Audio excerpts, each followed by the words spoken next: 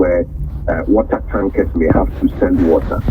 And he therefore goes further to make the point that all water tankers, publicly and privately owned, are also going to be mobilized to ensure the supply of water to all vulnerable communities as much as possible. That is what has happened. The Minister for Water has been instructed, and she's actually presented a whole plan of the various water tanker suppliers that they ordinarily deal with, both on the public side and then on the private side. Okay.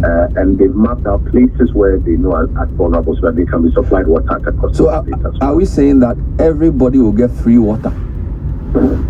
That is the policy decision. Yeah, the implementation will have been interesting because the area we live in, private Kia trucks go and buy water from a water station, and then they sell it to us at 90 cedis for, I think, a gallon, a tank, a big tank, poly tank. Yeah, so, yeah. That, are you saying that based on what the minister is doing, these private people will not charge us for the water they bring to our home, and that because the water they are getting is free, the government would help them mobilize the water to my house? So they just come and give it to me for free, I don't pay? My understanding is that the Ministry of Sanitation and Water is onboarding a good number of these private water tankers to complement the public tankers so that through what the ministry is doing, they can supply water for free to you. Administratively, you know that if, for example, a third party goes to engage his own private water tanker, he cannot insist that he will not pay that private water tanker because the president said that he's providing free water. If that person goes to buy water from somewhere and is bringing to you, that may be a challenge. The important thing is to ensure that all of these private people are onboarded onto what the ministry is doing so that they can make available all of this to you for free. May I also mention at this point in time that we've opened feedback channels so that if you're having peculiar challenges in the area, you do call us on 311. We can then also re-engage water and sanitation so that they can also loosen those bottlenecks. I recognize you're not the water minister, so I wouldn't press too much on the water. Just two final clarifications on water. So, just to be clear, if the person who is providing the water goes to fetch the water, he shouldn't pay any money for it because the water is coming from Ghana Water. If he's going to charge me anything at all, it's for transportation cost of bringing the water to my house. Let me front load it for you. Deal with one of the public water tank providers or a private one who has been designated as such. I do understand they're going to make some stickers available to the private ones and then put, I think, some contact details out there so that they benefit from what the government is doing. Because if you go round to do something else, it may not qualify under what government is doing. Fair enough. Finally, on water, the situation of the Galata Company looks pretty dicey. We've been going through the numbers that they themselves put on their website in their communique to the PURC. They have a 12% collection rate for government agencies. So whereas the rest of the public pays them 90% of what we owe, government pays them only 12%. And the debt is up to 465 million cedis in total. Indeed, that's about 11 million cedis a month. Now, the question anybody will ask is, if you want them to keep supplying water and they are owed 465 million cedis, predominantly by government, and the same government is saying provide free water, are you not setting them up for collapse? The 400 million you're talking about is a liability that spans a certain period. I'm sure some months. Beyond these 3 months that we are envisaging for the private citizens. The estimate of what the private citizens consume is known to the system. It has been factored into this calculation out of all of this big intervention, $100 million city equivalent that we are talking about. So ordinarily, it should be possible to ring fence this one and deal with it separately without further encumbering the challenges or the legacy challenges that they have. And may I also say that now is not the time for people to be embarking on free water challenges and seeking to also just abuse what is available.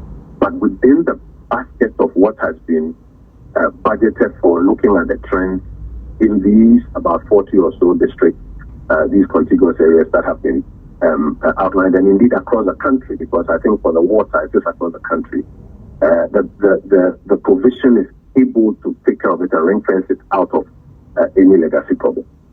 Let's talk about the health workers. So the president also announced that he will absorb, or frontline health workers will enjoy 50% additional allowance of their salaries beginning April, and their salary will also be tax-free.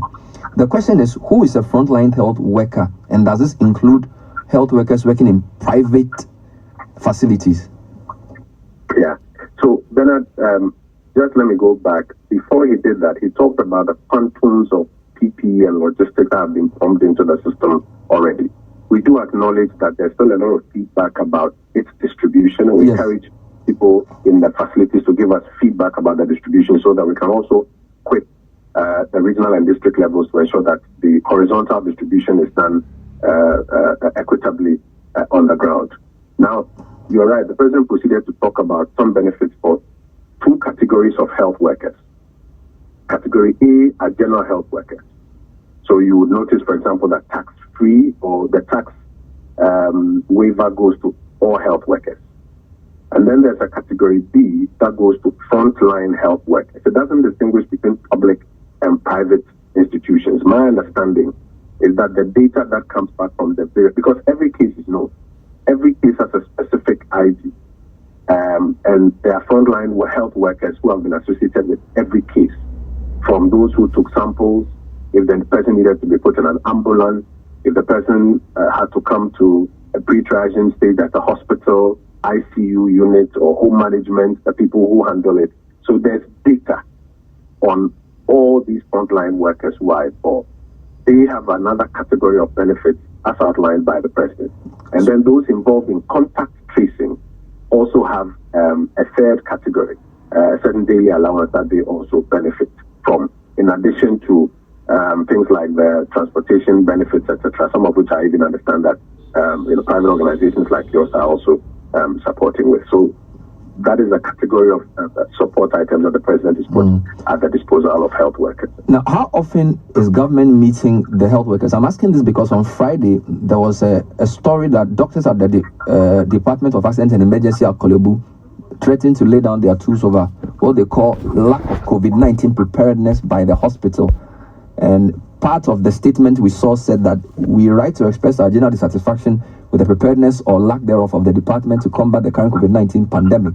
We also wish to express our displeasure with the events surrounding the hospital's first confirmed case. A memo to the doctor sent to the health department read.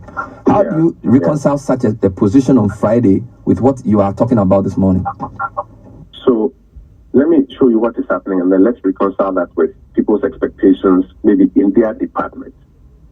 Every day at 6 p.m., His Excellency the President sits with the COVID-19 response team, which has the Director General of the Ghana Health Service at the table. B, the teaching hospitals like Kolebu that are not under the Ghana Health Service, through the Ministry of Health, is represented at the table. So whatever concerns that are coming up from A, the Ghana Health Service medical facilities, and B, the teaching hospitals, are ferried to the table. I have seen open, literally, heated exchanges between His Excellency the President and these specific persons that what you are telling me, if I juxtapose that against what my intelligence system is telling me, I still find gaps. I want to see numbers as have been distributed here, there, X, Y, Z. So in terms of representation, they are there. Now, somebody at a department in a hospital may not necessarily be at this table. We also have said that we acknowledge that despite even sometimes open donations by private sector people, you will still find some complaints at some of the facilities when it comes to distribution, the horizontal distribution within the facilities. One of the reports, I don't want to mention the name of the facility, was to the effect that they know their PPEs have been brought there. And by the way, PPEs are not the same for everybody. Somebody just needs an N95 mask and gloves. Somebody needs a helmet with glass in front of it. Somebody needs a coverall, depending on the stage of medical care in which you are. They say they know that there are some PPEs at the facility. It appears only ICU is using it. OPD and emergency are not getting it. And that is why you notice that in the last week, we have also been encouraging the directors at the district and regional and hospital levels to ensure that lateral distribution is done well. So if you add that to the third layer of now us opening a feedback channel, that if in your health facility, you still have challenges with PPE, call us on 311, let us know and feed it back into the system. Our expectation is that at this time when globally, logistics including PPE are in short supply, we will still be able to make efficient distribution available even laterally where it is needed the most at this point in time. All right, let's talk about the comments the president made about the video circulating. So he essentially was very concerned about people circulating videos, in his words, largely from outside Ghana, showing military brutality. That suggests that some of the videos were from Ghana, but are from a different era. Is he committing for those to be investigated whichever time they happened? And number two, we've been told that a civilian has been shot at a Ashaiman. I'm not sure if he heard of that before his speech, but he did. So the view is that the president's comments suggest he's more concerned about people telling lies about what's happening than investigating what some consider to be legitimate cases of abuse.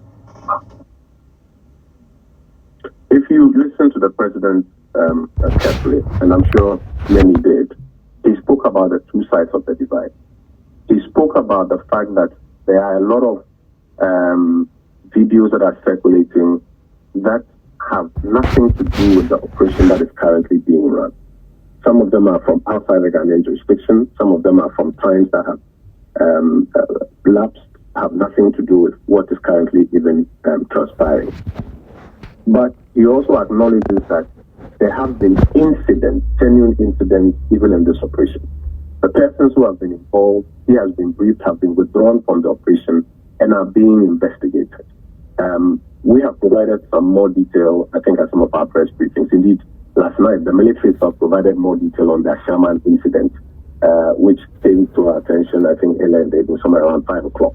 The officer involved is withdrawn from the operation, taken in, disarmed, and the investigation has commenced from the military police. I do understand defense intelligence, etc. So the president is not more concerned about one and leaving the other. Indeed, if you follow all that he's done, he's been predominantly concerned about the well-being of Ghanaians. First of all, ensuring that the poor and the vulnerable were not given a hard end of the stick because of this, what you call a lockdown. Second, even in ensuring that there's this principle of democratic policing, because this is the first time in a democratic era we're having to have soldiers and police on the streets as is going on. Opening feedback channels that if there are challenges, draw our attention to it. He's been very concerned about that and keeps insisting. Today, we have more senior supervisors with the men on the streets. We have issued what we call an aid memoir, or a little booklet to the men out there to help guide them. If you add all of those things together, I don't think that it's questionable the kind of commitment the president is having about ensuring that people are protected. But at the same time, he's also got to make that point that those who want to take advantage of the situation to perpetuate falsehoods, that can also break the morale of the men and women who are also at the front line. That will not be countenanced. Just to wrap up shortly, when will the decision about the lockdown extension be taken? Because we just want to, because you say you've taken 15,000 samples and you've processed them. Based on the processing capacity you've given me, it's highly unlikely that the results will be ready by the end of this week. So what will be the basis for the decision on the extension? The president has mentioned, and we have had cause to say over and over again, that all the decisions that are being made on the COVID-19 response program are not decisions that are made out of emotions, fear, anxiety, politics. They are decisions that are driven by the data and the science. The data and the science in twofold is what will inform that decision. We expect that by the end of this week, data on these 15,000 people in the primary and secondary circle, also data from the other 14 regions. There's a strong surveillance exercise that is going on in the other 14 regions to see if indeed we are going to have pop-ups or some of these bushfires, as they call them, showing up because of the suspicion that in the first 48 hours, some people may have exited Greater Accra and Greater Kumasi. The combined effect of these two data points is what would inform the decision. Our expectation is that as we go through the trends during the week, every evening as the president meets, every afternoon as the vice president chairs the subcommittee, as the data points come into the war room, a certain pattern will begin to show to inform the decision. Even if all of these samples have not been completed, you begin to see some trend analysis which will guide us. Now, this question should not be misinterpreted to be based on my own personal or city's personal agenda, but I'm sure you are aware that we announced a bus service for health workers on Friday, went ahead to pay the GAPTI for 4 buses and went ahead to brand the buses. We were sent an email late yesterday that the buses could not be released to us because government had directed that all buses be made available for free transportation. Now, that sounds great, but what message does that send about the president saying that private sector should come and support what you are doing? If a company wants to provide 4 buses and the agency that supplies the buses says because of a government directive we can't give you the buses to give to people for free, but we'll do it ourselves, does that not defeat the claim that you want private sector people to come and support what you're doing? Let me just say 2 things before I answer substantively your question. First of all, City must be commended for this initiative and indeed many other initiatives that you led in being responsible as a corporate entity. It is a commendable thing which you don't need to stop. This offer to support health workers, you don't need to stop it because it is part of your nature. It is good and it's commendable. Second, it is unfortunate how the logistical arrangements, I think, for this intervention that City seeks to do have been handled in the final bit. And it has the potential to create this impression as though we are either competing or we are having some challenges, which ought not to be the case. It is true that it's come to my attention, for example, that City announced, I think, by Thursday or Friday, that you were also going to provide some buses to assist health workers being transported as part of your very laudable activities to help us in this way. You will recall that earlier, the minister responsible for transport had briefed the country about various interventions they were putting in place and had mentioned that the Ayalolo bus system was supposed to also be made available to support in the various interventions. And then by, I think, Thursday or Friday, Ayalolo suspended their services. I was behind the podium at my press briefing when it was raised. And I recall saying that the ministers responsible for finance and transport had been instructed to work together to resolve that challenge so that they could put the Ayalolo buses back on the road to support the various interventions that were ongoing. The brief I have is that it's as a result of that intervention that they are making available the Ayalolo buses generally out there to get back on the road and to provide free transport for health workers on the general buses. But also they have designated some 15 buses, my understanding, in Greater Accra, dedicated to health workers, plying separate routes. I think it comes at a time that it kind of puts the City project also in a distorted point. But we are working to achieve the same objective. I think we should be able to work together to make some alternate transport companies buses available so that what City wants to do in good faith to complement what the state is doing doesn't have to fall out of place. We are working together. So for clarity, there are 15 buses available in Greater Accra for health workers. That is the brief I have. Good. 15 dedicated to health workers, but the rest will also pick health workers for free once they can demonstrate that they are health workers. That's the brief I have from the transport minister. And will there be something for Kumasi as well? Yes, my understanding is that in the Ashanti region, they are making a similar number available. But let me quickly say that it should be good for us to work together to find whether it's STC or something else, make some other vehicles available so that City can also support with this project. We don't have to let it go. All right, thank you for talking to us. Kojo Oppong Nkrumah is Information Minister, and he's been coordinating the communication on Ghana's COVID-19 responses. 8:34.